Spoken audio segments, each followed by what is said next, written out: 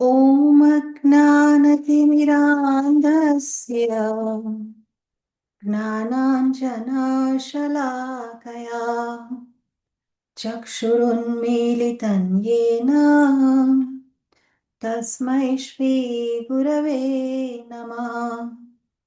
नमो विष्णुपादाय कृष्णप्रेष्ठाय भूतले श्रीमते भक्तिवेदान्त स्वामिन् इति नामिने।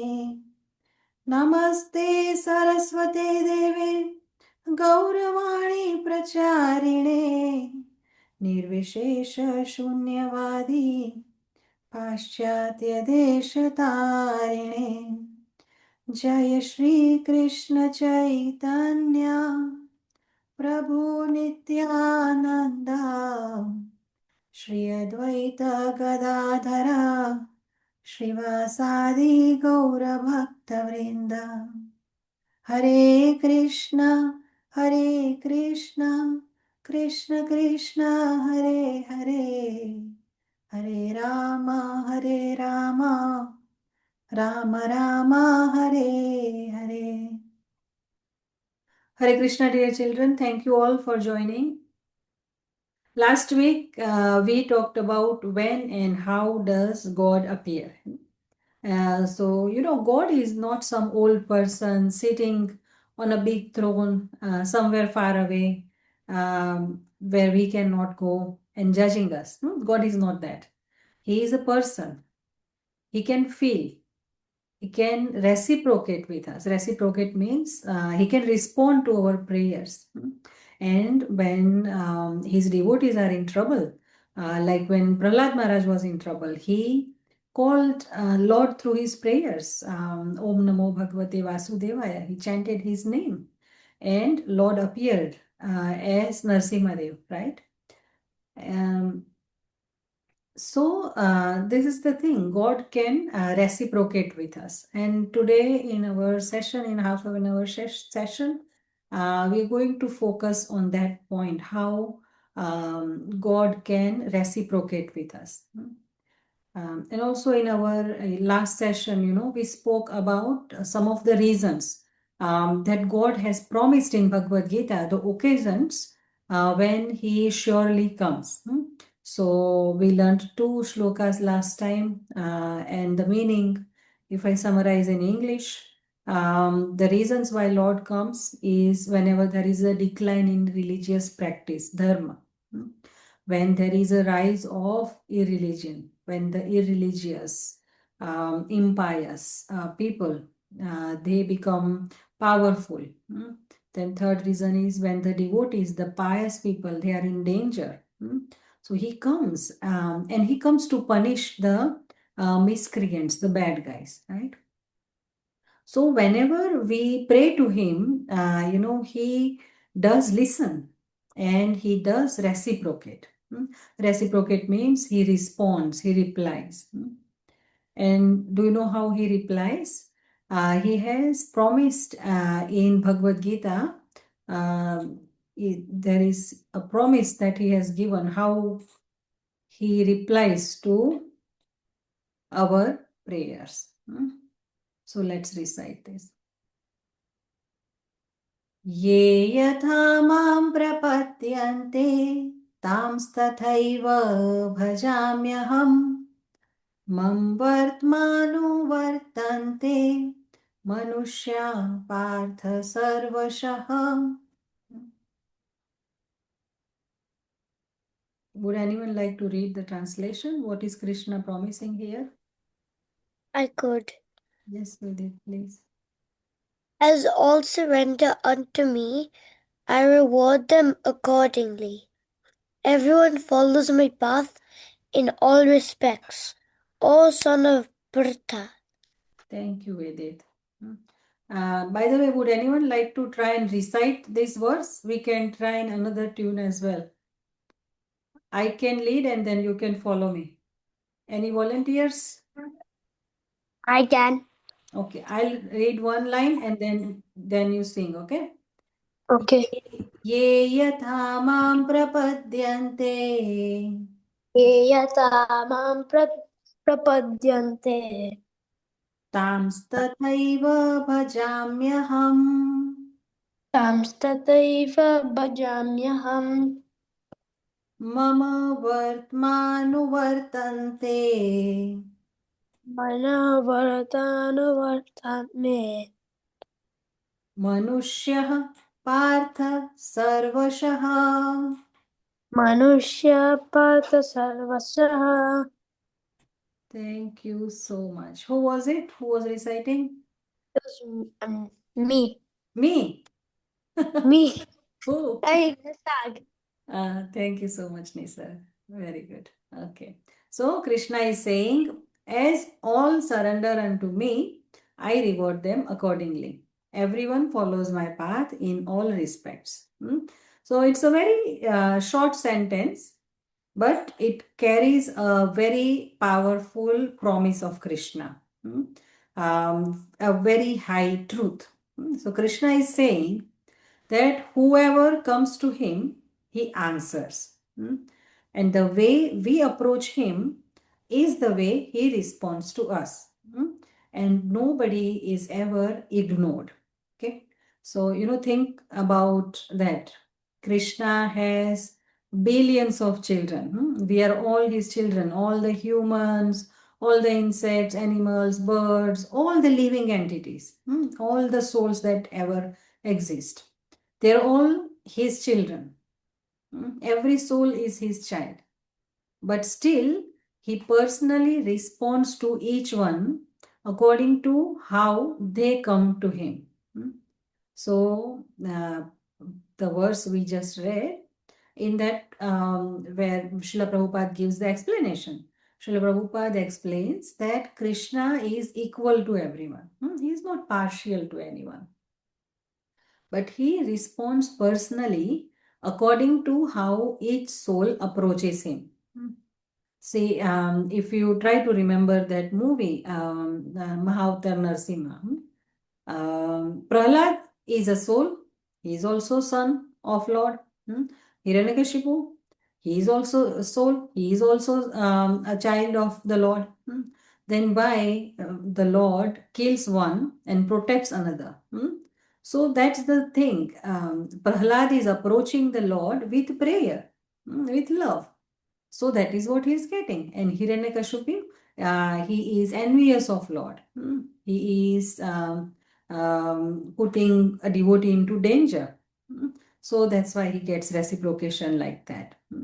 So what Krishna is saying is that if someone offers me love, I will give you love. If someone is envious to me, then Krishna will deal with them in that way that corrects them.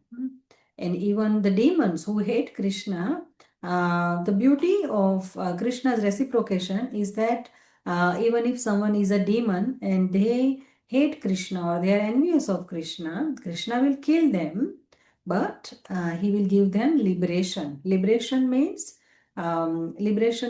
mukti. Mukti means freedom. Freedom from what? Freedom from the cycle of birth and death. So even if, if for example, Kamsa was Krishna's maternal uncle. And when, if I tell you in short, when Krishna's birth mother and father, Devaki and Vasudeva, when they got married and Kans was taking them, he was riding the chariot, he was taking them. And then there was an aerial voice. In Gujarati or Hindi, they say Akashvani. So there was an aerial voice that warned Kamsa that, oh fool, you are showing so much love to your cousin sister, Devki, but her eighth child is going to be your death. So we won't go into the whole story today. But then Kams became scared. So he put Krishna's mother and father into jail.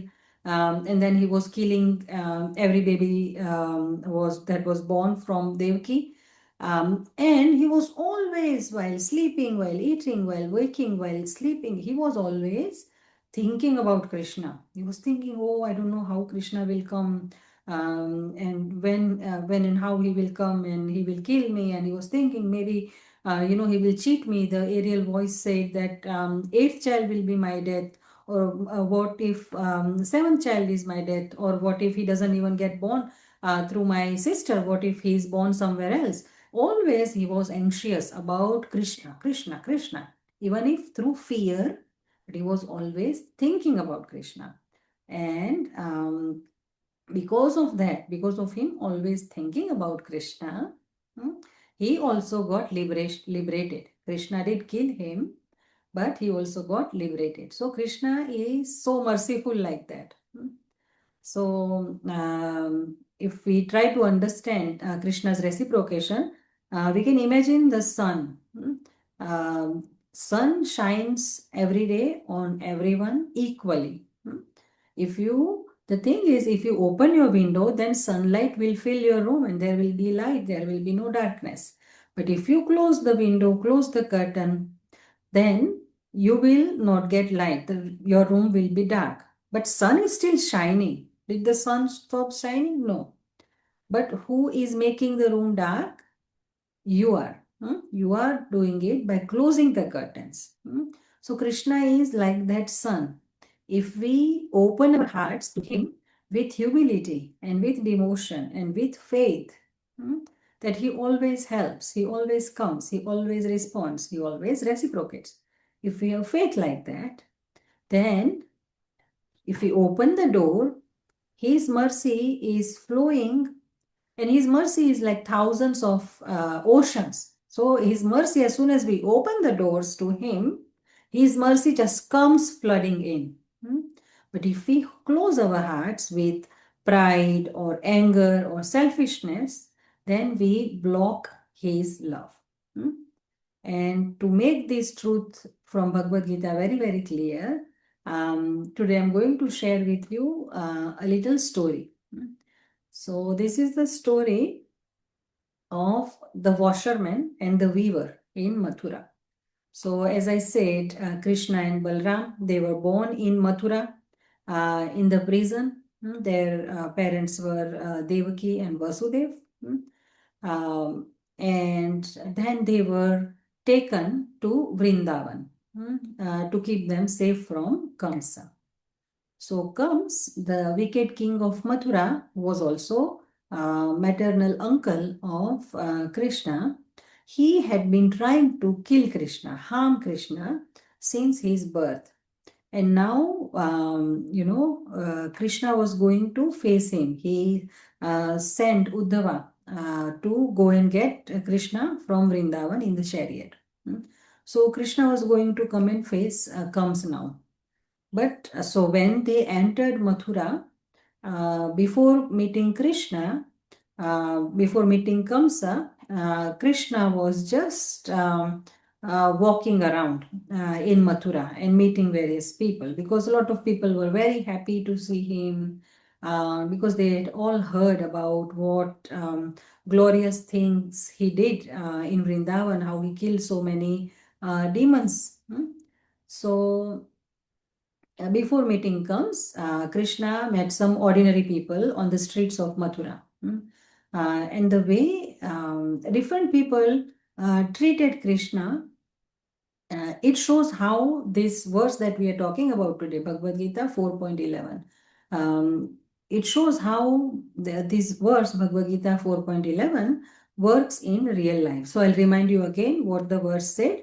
In the verse, Krishna is promising that ye yathamam prapadyante tams tathaiva bhajamyaham. That the way one approaches me, the same way I will reciprocate to them. Okay. So first, Krishna met some arrogant washermen.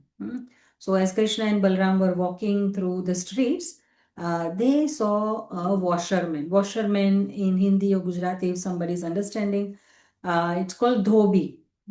So here, in this modern time, we have washing machines, but just a few years ago, in India, everyone used to wash clothes by hand. They put soap bar, they rub, and then they use the brush to take out any stains, and then they rinse it in fresh water a few times, and they dry it in sun, and that is how they wash clothes.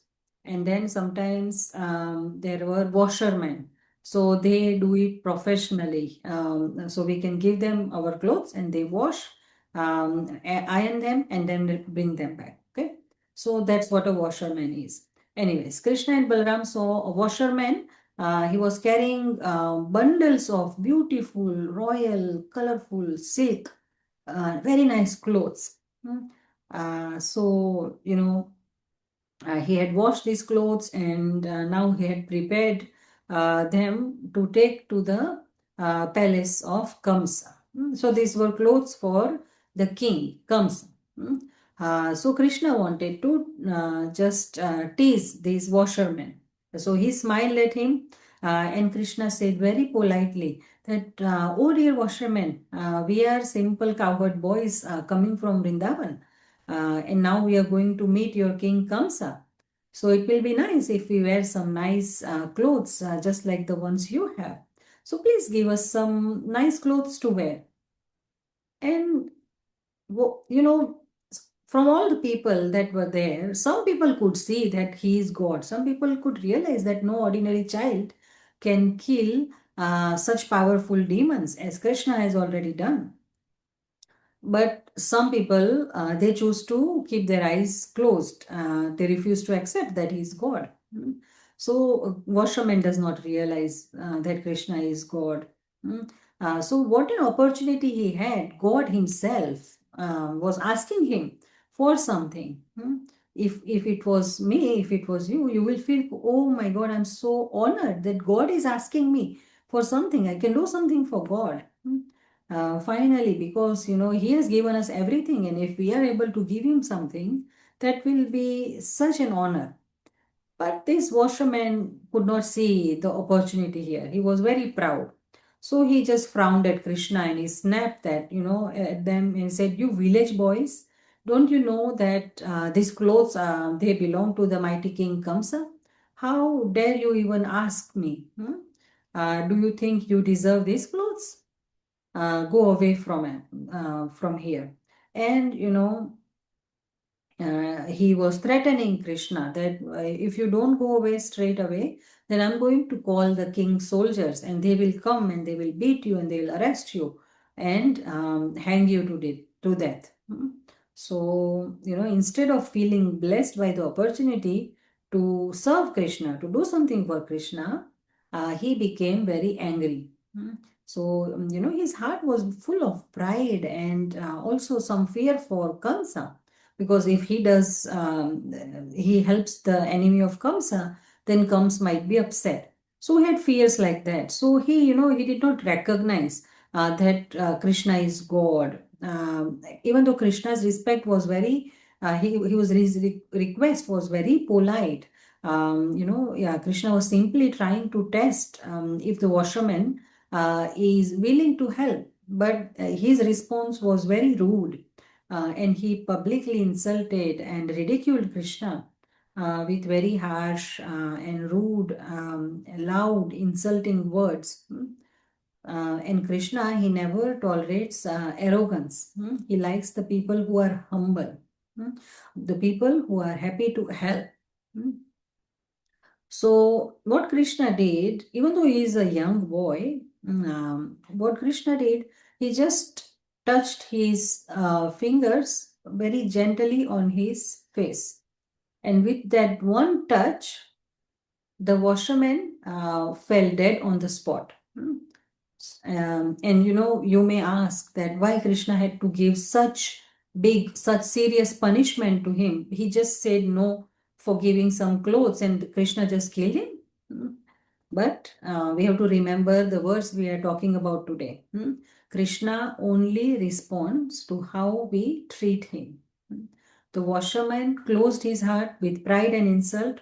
So Krishna's response was to end his chance in that life. But as we said earlier, this is what Krishna did to the body of washerman. He killed the body. But let me tell you what Krishna did to the soul of washerman. After killing him, Krishna mercifully liberated him as well. Liberated means he freed him from the cycle of birth and death. So that means he doesn't have to take birth again. So God is very kind. He's kind enough to give us opportunities to serve Him. Hmm. But we need to be eager enough to grab those opportunities as well. So, again, this shows our today's verse how we approach Krishna. When we approach Krishna with arrogance, then this is what happens. We lose everything. And then, on the contrary, there was a humble weaver. Weaver means so nowadays, all the clothes they are made in machine. But in olden times, they used to grow cotton. They grow the cotton, it grows on the plant, and then they weave the cotton threads, and then they weave the threads into some fabric. So they had handheld machines. If I don't know if you might have seen some videos sometimes. So they do hand weaving. They make clothes by hands.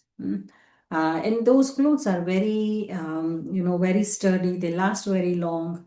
Um, so, anyways, there was a humble weaver like that. He was doing his profession was to make these clothes. Okay, so after meeting the washerman, they met Krishna and Balram. They met this simple weaver. This man was very poor, but he had heard of this wonderful naughty boy, Krishna from Vrindavan. And he had heard how this little boy Krishna had killed so many demons that Kams had sent to kill him, and he had performed so many miracles. So he was also always, when he heard about Krishna, he was always wanting to personally see Krishna. He was sometimes wondering, what if I can go to Vrindavan and see Krishna myself? But he was working for Kamsa as well. So he, out of fear for Kamsa, he'd never gone to Vrindavan. But his heart was, open to Krishna. His heart was rich with devotion. So when he saw Krishna, his eyes automatically filled with tears. And even without asking, he asked Krishna. Krishna didn't ask him anything. This weaver asked Krishna that, oh Lord, will you please accept this shawl I have made? I have weaved this with my own hands. So it will be my very good fortune if you accept something that I have made for you. So and Krishna accepted that. So he joyfully dressed Krishna and Balram in the most beautiful clothes that he had weaved. And he was not thinking about payment, that Krishna will pay me something, or he was not thinking about what Kamsa will do to me. He just wanted to serve Krishna. And Krishna was so pleased. He blessed the weaver with three things. He gave him strength, more strength than he could ever imagine. And he gave him beauty so that everyone admired him. And as usual, he also gave him liberation, freedom from the cycle of birth and death. So you just go, wow, all that he got just was simply giving Krishna a garment that he had made with his own hands with love. So this shows that when we approach Krishna, when we approach God with humility and devotion, then we gain everything.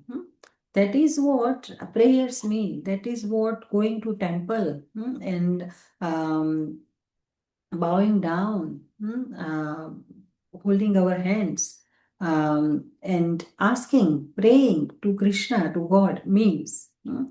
To have the faith in his words that he has said in the Bhagavad Gita that I will always reciprocate.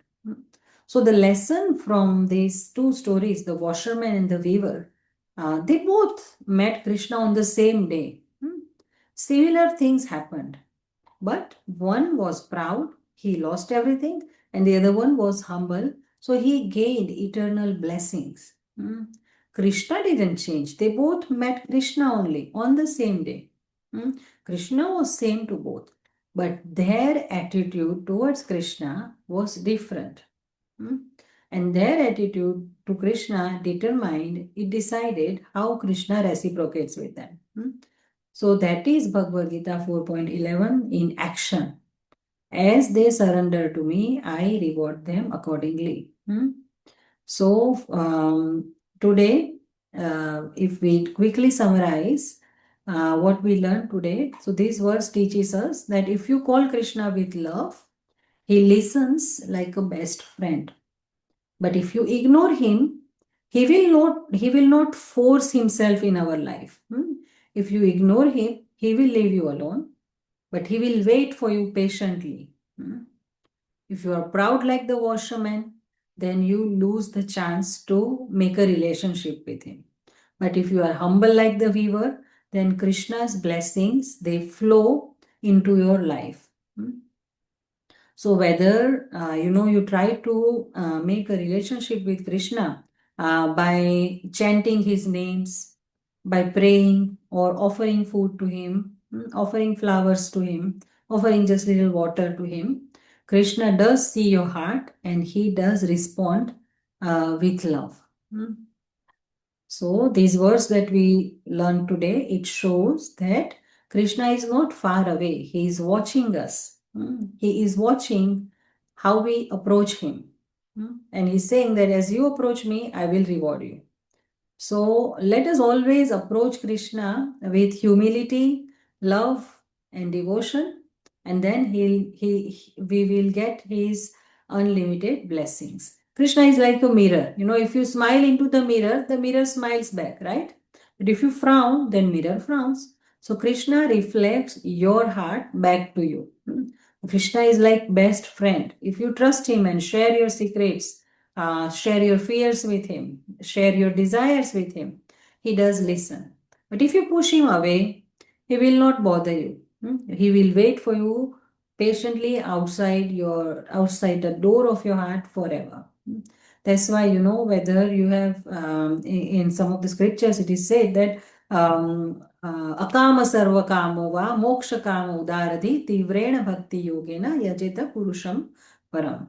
What this means is that whether you have no desire, you don't want anything in life, you're happy with whatever Krishna has given you, or whether you are some person who wants everything, whatever they see, they want. Hmm? Whether you are a person who doesn't want anything, whether you are a person who wants everything, hmm? or you are somebody who is just fearful of death and who just wants to be free from the cycle of birth and death. You don't have any love for Krishna. You just have one selfish desire that I don't want to come here again. I don't want to suffer again. So I just want liberation. So three kind of people. The people who don't want anything, satisfied. Second kind of people is people who want everything.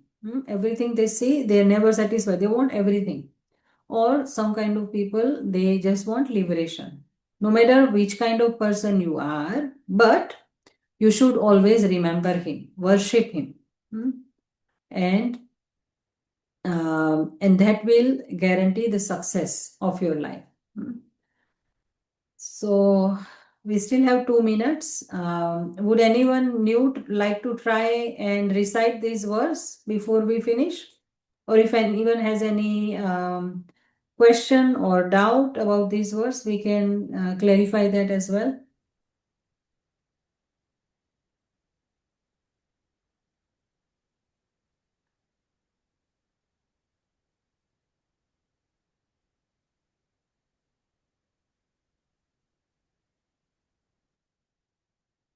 Is Rehan there? Rehan?